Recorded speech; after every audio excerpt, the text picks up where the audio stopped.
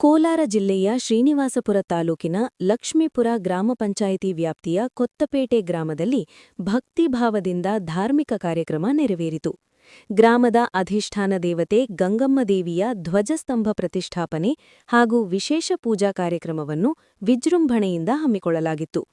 ಈ ಪವಿತ್ರ ಕಾರ್ಯಕ್ರಮದಲ್ಲಿ ಭಾಗವಹಿಸಲು ಆಗಮಿಸಿದ ಶಾಸಕರು ಹಾಗೂ ಆಹಾರ ಮತ್ತು ನಾಗರಿಕ ಸರಬರಾಜು ಇಲಾಖೆಯ ಸಚಿವರಾದ ಕೆಎಚ್ ಮುನಿಯಪ್ಪ ಅವರು ದೇವಿಯ ದರ್ಶನ ಪಡೆದು ವಿಶೇಷ ಪೂಜೆಯಲ್ಲಿ ಪಾಲ್ಗೊಂಡು ಆಶೀರ್ವಾದ ಪಡೆದರು. ಗ್ರಾಮದ ಭಕ್ತರು ಹಾಗೂ ಸಾರ್ವಜನಿಕರು ಭಾರೀ ಸಂಖ್ಯೆಯಲ್ಲಿ ಭಾಗವಹಿಸಿ ಪೂಜಾ ಕಾರ್ಯಕ್ರಮಕ್ಕೆ ಮೆರುಗು ತಂದರು.